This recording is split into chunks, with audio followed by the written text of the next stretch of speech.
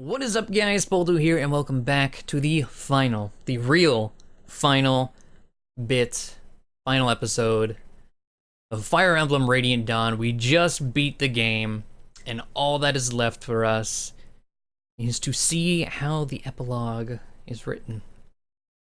So, oh, are you serious?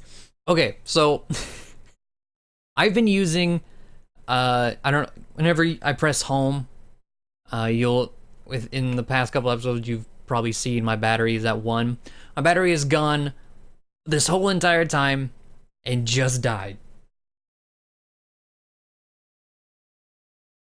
So give me 1 second to find some more batteries. Okay, battery's gone, or not gone, but gotten. We're ready to go.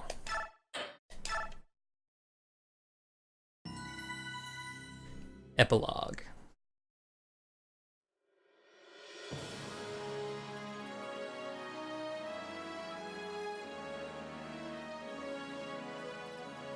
Well, I guess this is over. We better be on our way.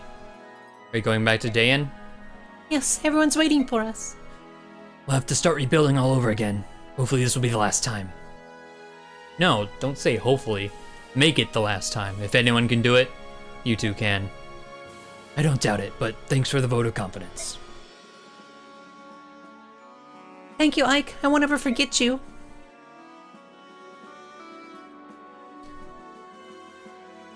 So, Priestess of Dawn Micaiah. This is gonna kind of like character bios, like they've gone on to, crowned the 15th Queen of Dayan and her subjects in treaty. Micaiah ushered in a new era of prosperity and peace. So, she's now the Queen of Dayan. Zephyr Soph becoming Queen Micaiah's husband, of course, and her pillar of strength. Soph worked tirelessly to assist the poor. Blade of Justice Edward, someone we haven't seen in forever because he got benched. Stupid Dawn Brigade. Edward lived as a common townsman. Despite the Queen's wishes, he would often visit to keep the good news. Visit the keep to bring good news.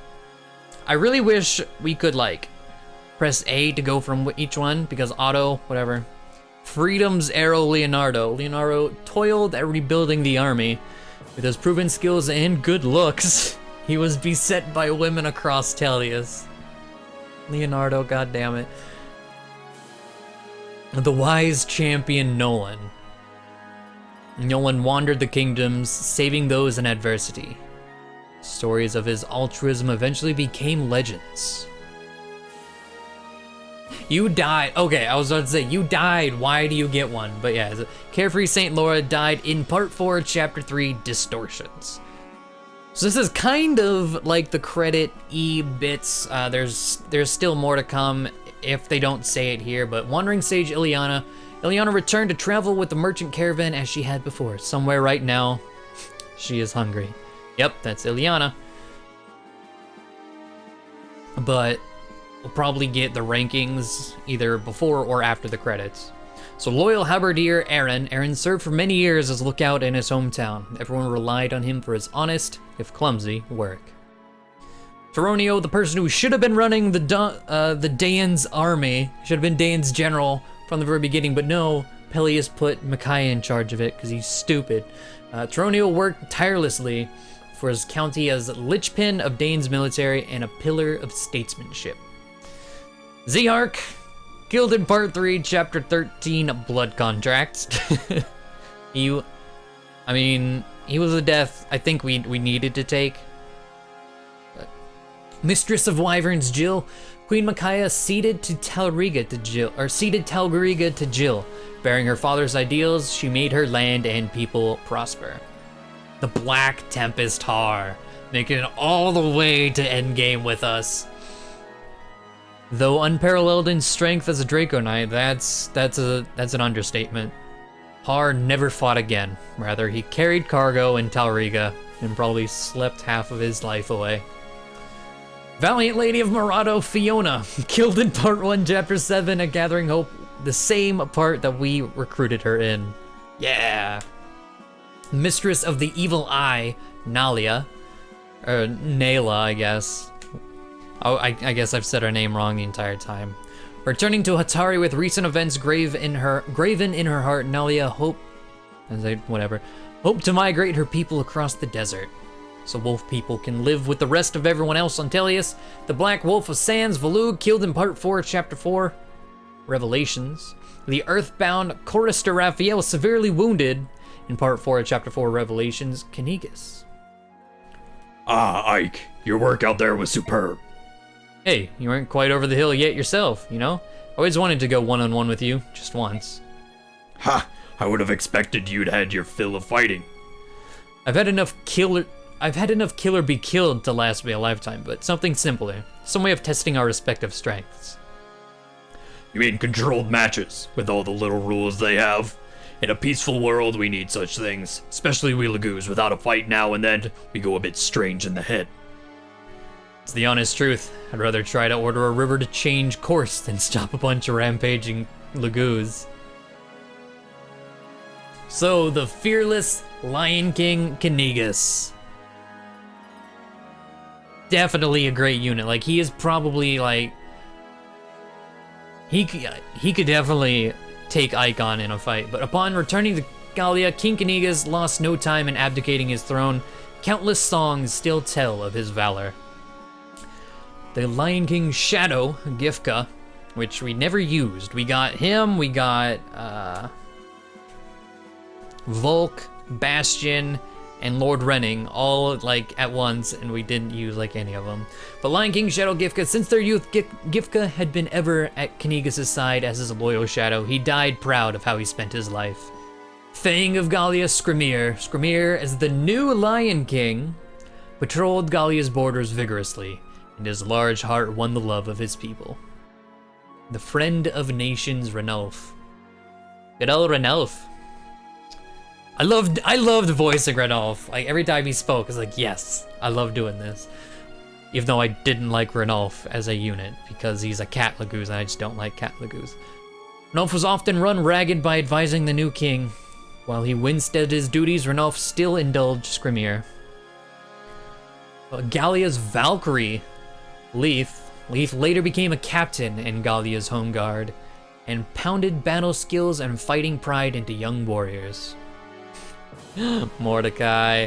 I love Mordecai, but we just didn't use him very much. He was used a lot in Path of Radiance, though.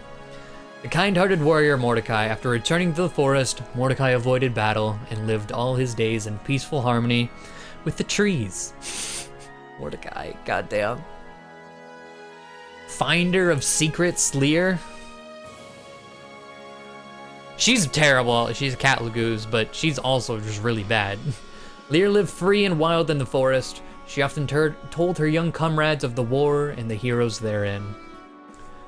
Kaiza, fun fact, in the Japanese version of the game, Kaiza is it's highly suggested that Kaiza is gay. Fun fact there. Dutiful assistant Kaiza remained a dutiful Gallian warrior. He showed exemplary diligence, never neglected in training, even in peacetime. Got it. Sister. Wait, sister!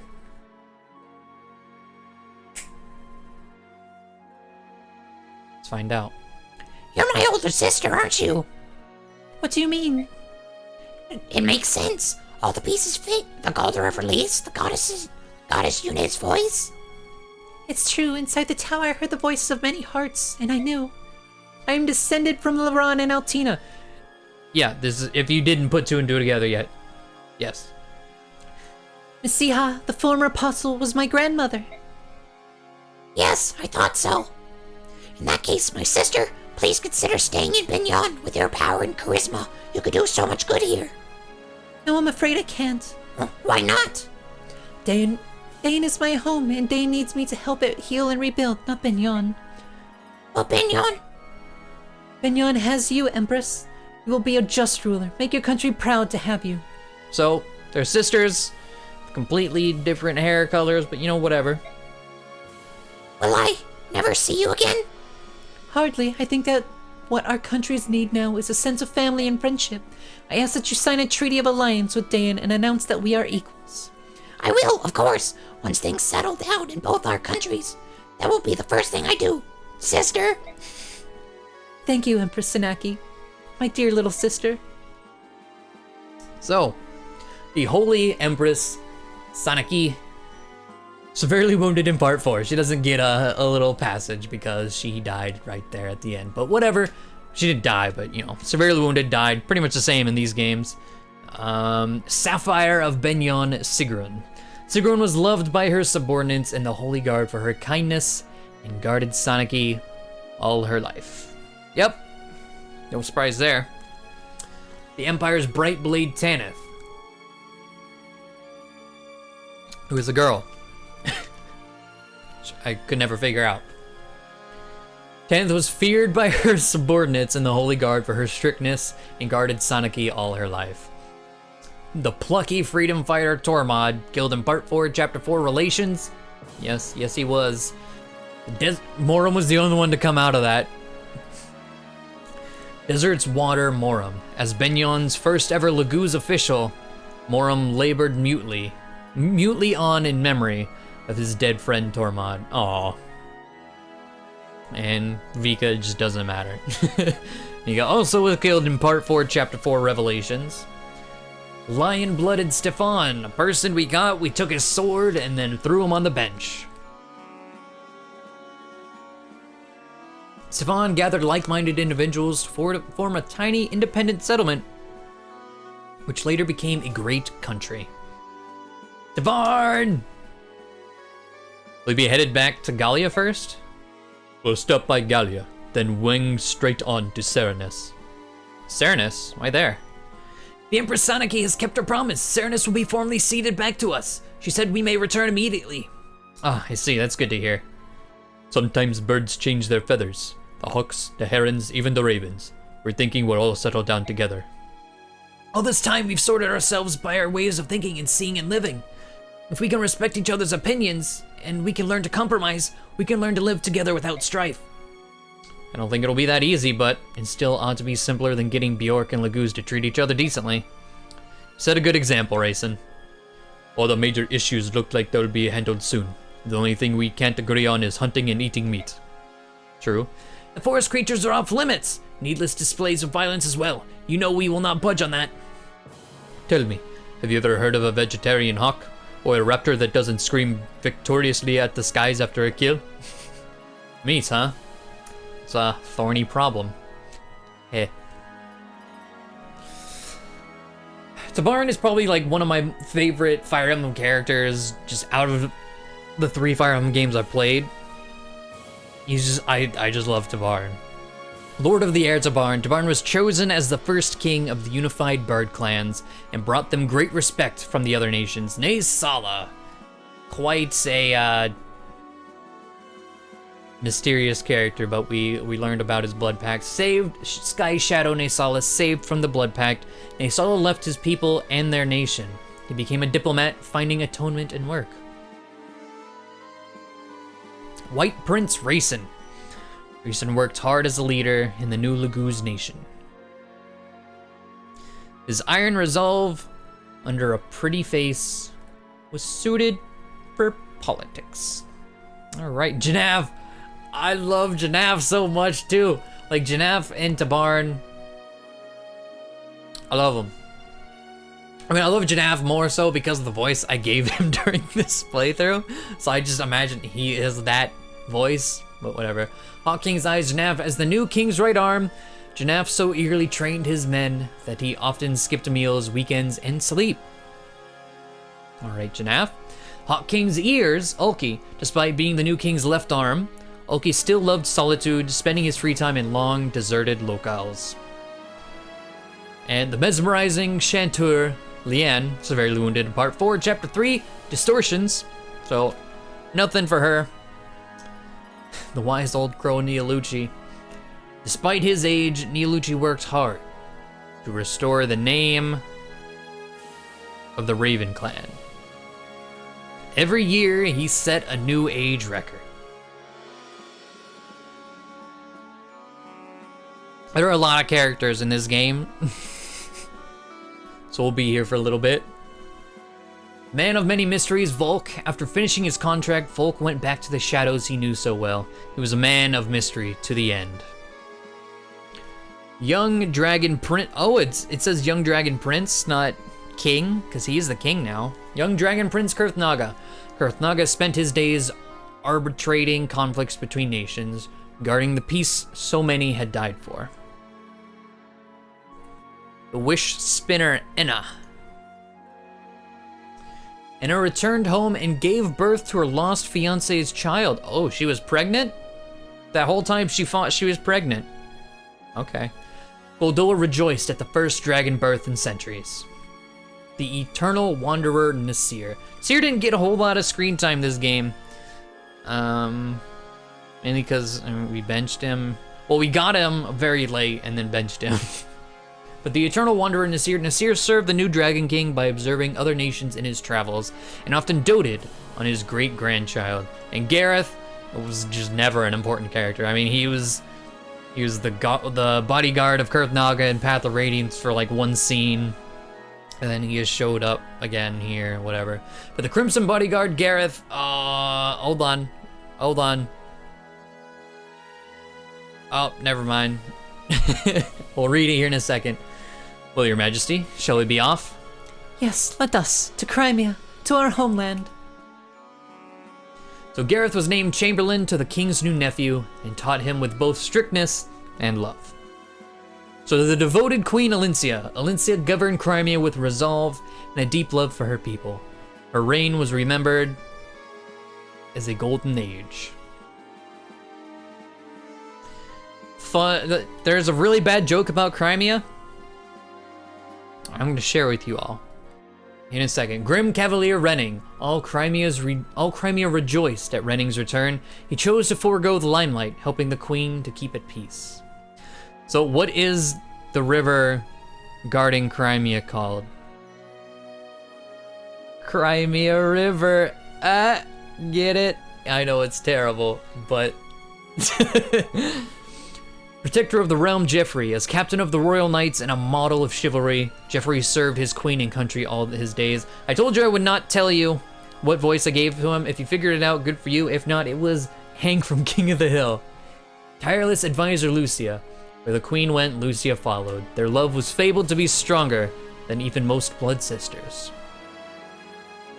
In Crimea's Keystone Bastion, that Crimea River joke, I don't know who made that up, but I heard it from a video of Mang's. So credit goes to him, and then I'm sure he didn't make it up either. Crimea's Keystone Bastion. Bastion's unparalleled diplomatic skills ensured that many treaties were signed, spreading peace across Tellius. The veteran knight Kieran. Kieran served the royal family with nearly fanatical verve. His voice could be heard from anywhere in the castle. Yeah, that sounds about right, to be honest. He reminds me of, like, Owain in Awakening. Owain and Kieran, I'm sure, they're like the same kind of personality. The petulant Pegasus Knight Marcia. Marcia showed her dedication as one of the Royal Knights, ever vigilant as she patrolled Crimea's skies.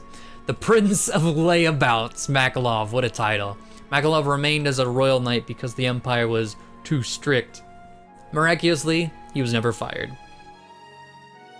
What? So, if they have support together, I'm sure there's some marriage between these two because Astrid is obsessed with Makalov, and it's hilarious. The unassuming knight Astrid, as a royal knight renowned through the land, Astrid's beauty and prowess were known to allies and enemies alike. She's terrible, though. The relentless halberdier Nephany. Yes, Nephany was so good. I loved using Nephany.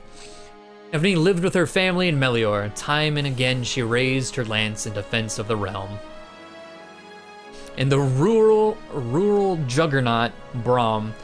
I would have loved to use Braum more, but he fell behind so quickly. Gatry just filled his shoes every which way. But returning to his family in Oma, Braum farmed for the rest of his peaceful life. He never lifted a weapon again.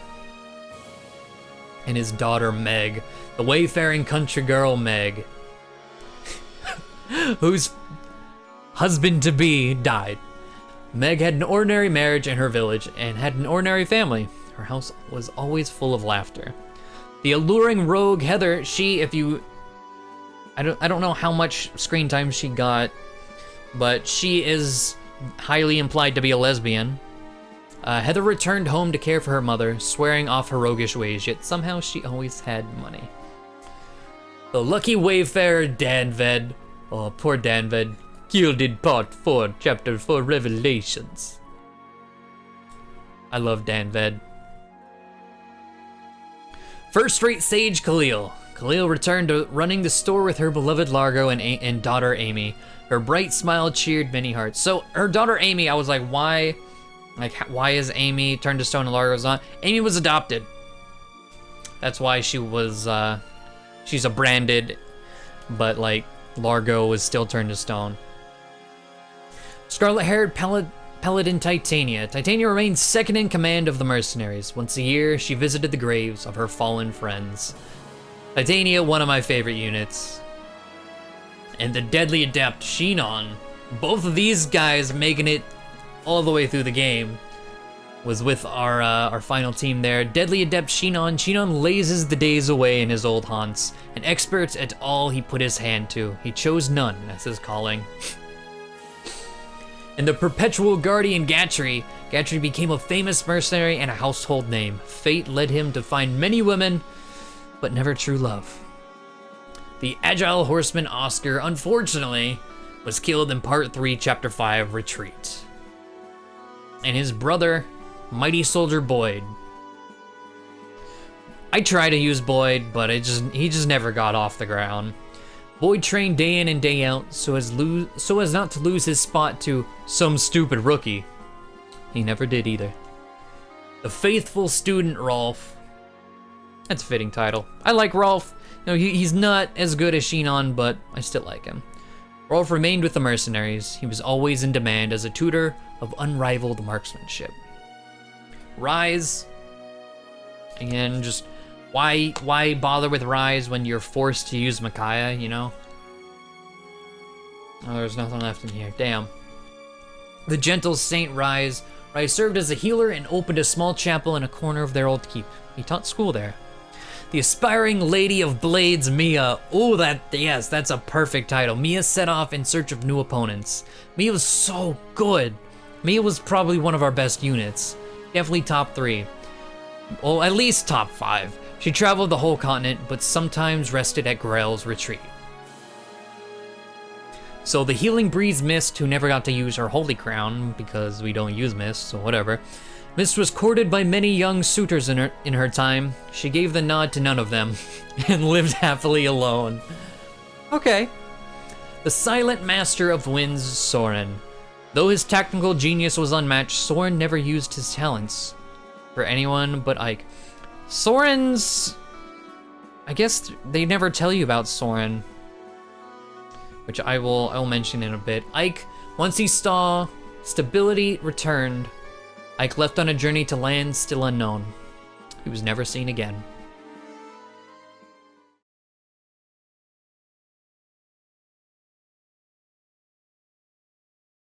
So here's the credits.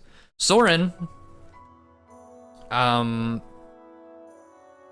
is actually the real heir to Dan.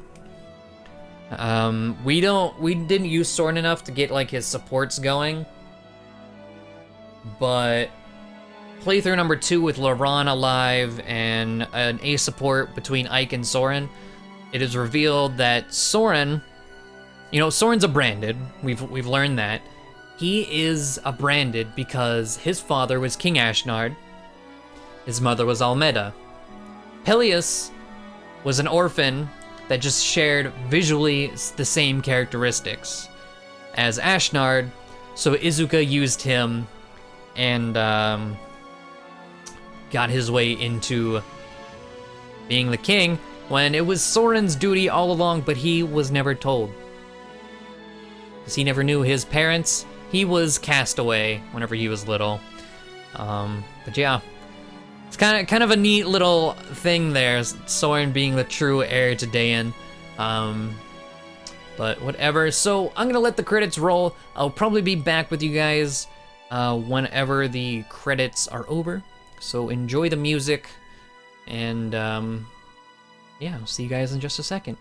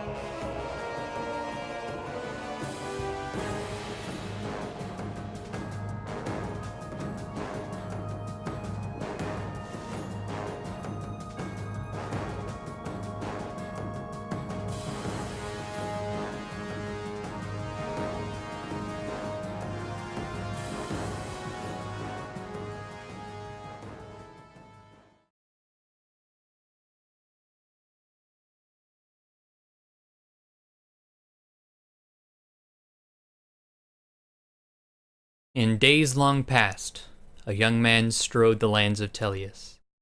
He was simple yet true, his deeds brave and noble. He reunited two races long at war and healed the heart of a goddess long gone mad.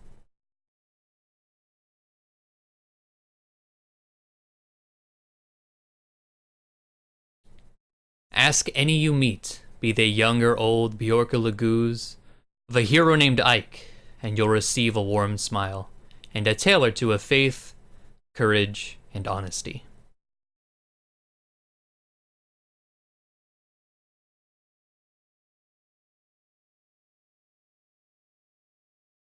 Fiend.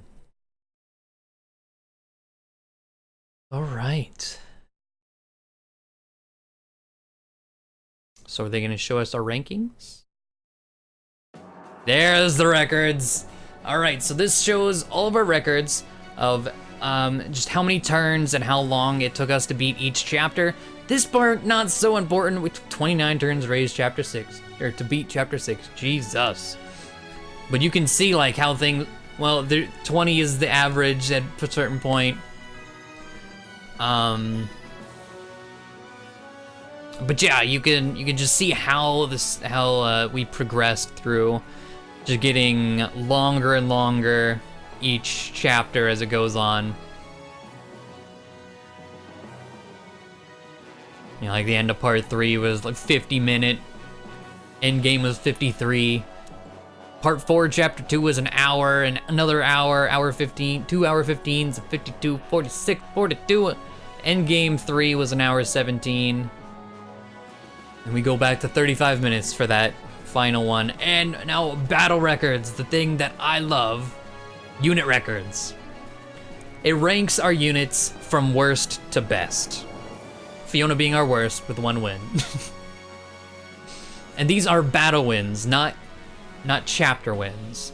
Meaning they participated in this amount of battles and won this many. The first bits were all the dead units. Now we get into everyone alive. All these 0 wins of people who never got to see the light of day, and Leith being the one at the bottom with 2.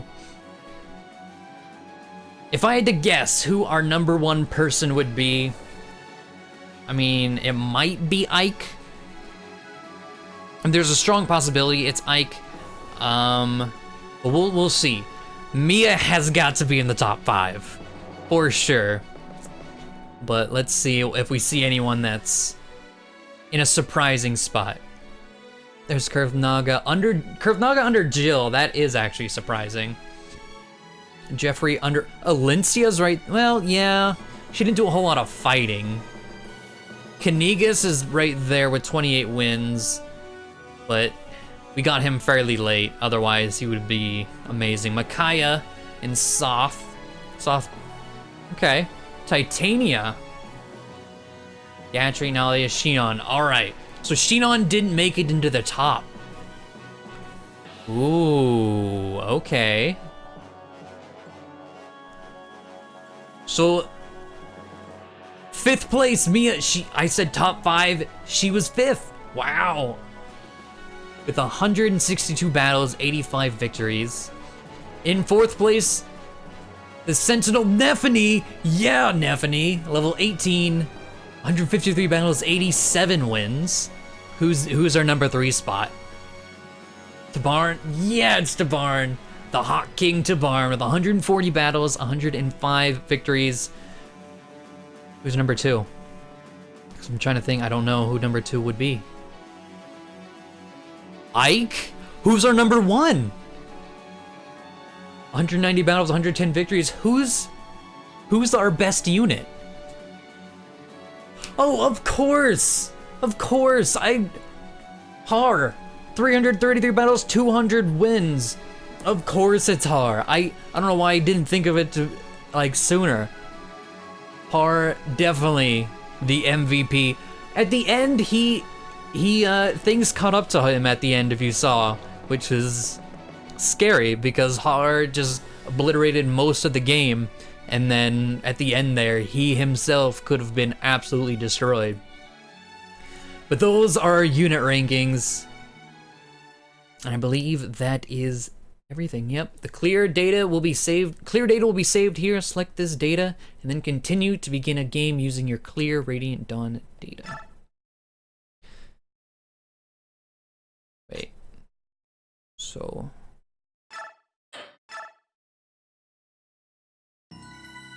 clear. Okay, that's what I meant. Okay. I didn't know if I was gonna start again, so I didn't want to save it over the epilogue. But that is Fire Emblem Radiant Dawn. We may, I mean, it'll be a long time before we ever maybe come back to this game. If we do, it'll definitely be on hard mode, and it will definitely be on that clear save data, as long as something doesn't happen to it. Hopefully nothing happens to it. Because it's data on my Wii U, so if something happens to it, it is something going bad with my Wii U data. But, you know, maybe after we've played all the Fire Emblem games, and we're working on like randomizers and ROM hacks, maybe we'll come back here and do a challenge run on hard mode, maybe like a draft or something. That should be interesting. We don't necessarily have to focus on the story portion of things so much as just getting through the nitty-gritty. But thank you all for watching this series. There's been so much support for the Fire Emblem on this channel, and I couldn't be happier. Fire Emblem's not going anywhere. The next game that we are playing will be mentioned in an update video. The time you're seeing this, I don't know if the update video has been up or not. I will be telling you in an update video, but to give you a little hint of what we will be tackling next, and it'll be soon. I'm not gonna put a large break in between this game and the next game, but there's your hint. That's all I'm gonna leave you with. So yeah, thank you all for watching. I hope you enjoyed this as much as I did, because I had so much fun replaying this game. Last time I played this game had to have been like 2009, 2010, so it's been a long time, which is why like story portion of things surprised me, and I was like, oh, I didn't know that, because it was such a long time ago. But yeah, we will be making rounds through all the Fire Emblem games, so don't you worry about Fire Emblem going anywhere. Oh, are you going back to the, yeah, it stopped at. So, yeah, I guess it's time for me to get out of here. I will see you all in the next Fire Emblem series. I hope to see you all in the next Fire Emblem series. Bye.